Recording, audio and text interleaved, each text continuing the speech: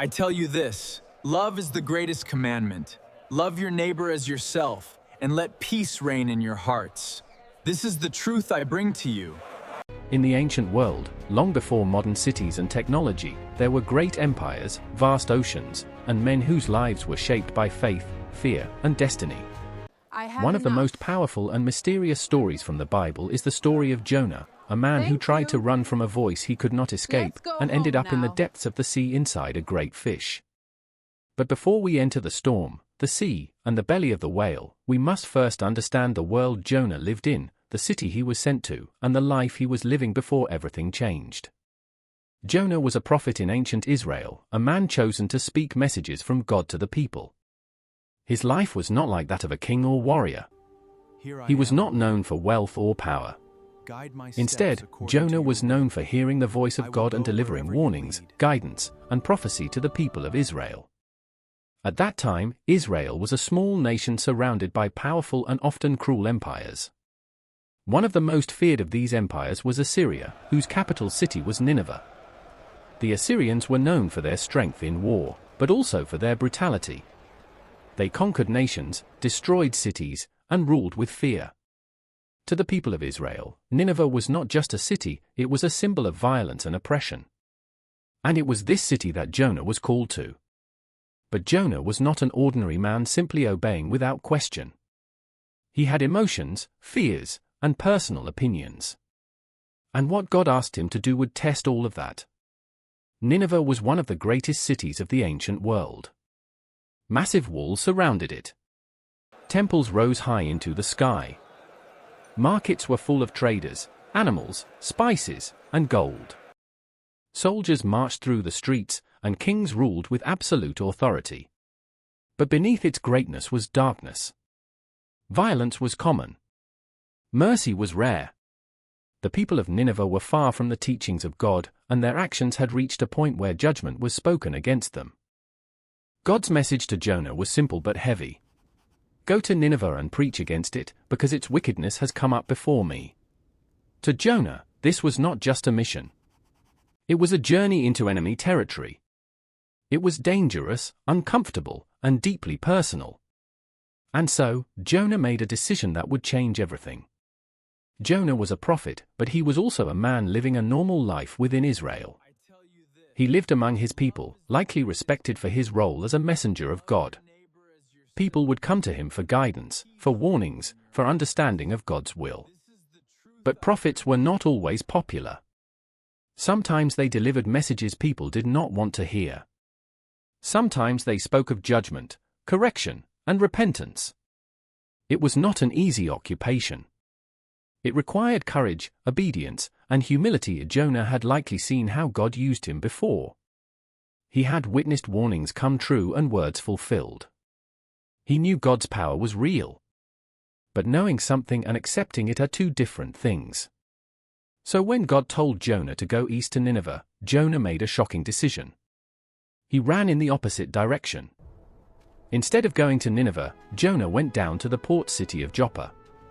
There, he found a ship preparing to sail to Tarshish, a place far away, often believed to be at the edge of the known world in the opposite direction of Nineveh.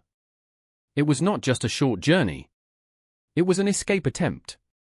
Jonah was trying to flee from the presence of the Lord. He paid for the journey and went aboard the ship, hoping to disappear into the sea, far away from the calling he had rejected. But Jonah was about to learn something powerful. You cannot outrun God by changing direction. As the ship sailed across the sea, the sky was calm at first. The waves were gentle. The sailors were experienced men, used to traveling across dangerous waters. Everything seemed normal. But then, without warning, everything changed. A great wind came over the sea. The waves rose violently. The sky darkened. What began as a peaceful journey quickly turned into a nightmare. The ship was being tossed like a small object in the hands of a giant. The sailors panicked. These were men who had seen storms before, but this was different. This was no ordinary weather. The storm seemed intentional, powerful, and full of rage. They cried out to their gods, each one praying to whatever power they believed in. They threw cargo into the sea to lighten the ship, hoping to survive. But Jonah was asleep below deck. While chaos filled the ship above, Jonah lay resting below, unaware or perhaps unwilling to face what was happening. The captain found him and woke him up in disbelief. "How can you sleep? Get up and call on your God. Maybe he will take notice of us, and we will not perish." But the storm only grew worse. The sailors decided to cast lots to find out who was responsible for this disaster. In ancient times, casting lots was believed to reveal hidden truth. The lot fell on Jonah. And suddenly, all eyes turned to him. "What have you done?" they asked. Jonah knew the truth could no longer be hidden. "I am a Hebrew," he said. "I worship the Lord, the God of heaven, who made the sea and the land. And I am running away from him." The men were terrified. Running from a God who controls the sea while standing on a ship in the middle of a storm was unthinkable. They asked him what they should do to stop the storm. Jonah, understanding the situation, told them the only solution. "Throw me into the sea, and it will become calm. I know that this storm is my fault." At first, the sailors refused. They tried rowing harder to bring the ship back to land. But the sea grew even more violent. Finally, with fear and desperation, they prayed for forgiveness and threw Jonah into the sea. The moment Jonah hit the water, the storm stopped. The sea became calm. A great wind came over the sea. The waves rose violently. The sky darkened. What silence fell. But Jonah's journey was far from over. Jonah sank into the deep waters. The light of the sun disappeared above him. The pressure of the ocean surrounded him. The world became dark, heavy, and silent. He was alone in the vast sea, facing what seemed like certain death. But then something extraordinary happened. A great fish, often described as a whale, was prepared by God to swallow Jonah. And Jonah was swallowed whole. Inside the fish, there was darkness, silence, and confinement. It was not a place of comfort. It was a place of reflection, isolation, and surrender. Jonah had gone from running on land, to sinking in the sea, to being trapped inside a living creature in the depths of the ocean. And in that place, Jonah prayed. Inside the belly of the fish, Jonah realized something powerful. Even in the deepest place, God was still present. He prayed to God in his distress, remembering the Lord he had tried to escape. He spoke of how he had been overwhelmed by the waters, how he had descended to the roots of the mountains, and how the earth had barred him in. But then came a turning point in his heart. "Salvation comes from the Lord," he declared. It was not a prayer of comfort. It was a prayer of surrender. And God heard him. After 3 days and 3 nights, God commanded the fish, and it vomited Jonah onto dry land. Jonah was alive. Washed up on shore, likely exhausted, shocked, and changed, he had survived what no man should survive. And then, the word of the Lord came to him a second time. "Go to Nineveh and proclaim the message I give you." This time, Jonah did not run. He went. Jonah traveled to the great city of Nineveh. It was so large that it took 3 days to walk through it. The streets were filled with people from all walks of life, soldiers, merchants, families, leaders. And Jonah began to speak. 40 more days and Nineveh will be overthrown.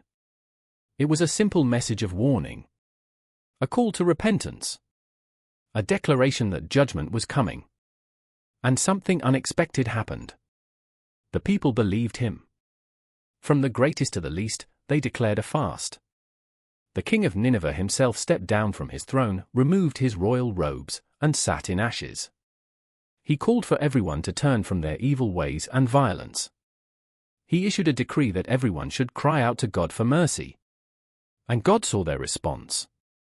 When God saw that they had turned from their evil ways, he relented from bringing destruction upon them. Nineveh was spared. But Jonah was not happy. He had expected judgment, not mercy. He had wanted justice, not forgiveness for his enemies. He became angry and frustrated. He left the city and sat outside, watching, waiting, hoping something would still happen to Nineveh.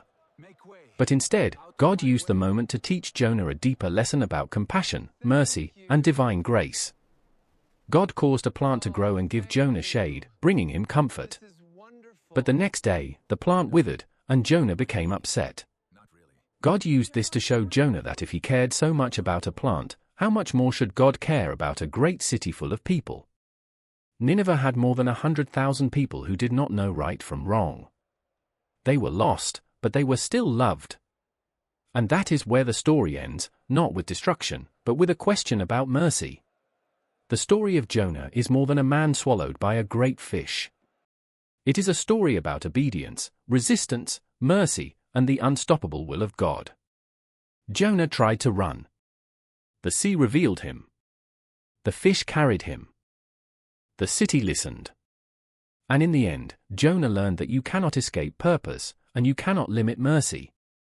Even in the deepest ocean, even in the darkest place, even inside a great fish, God is still present.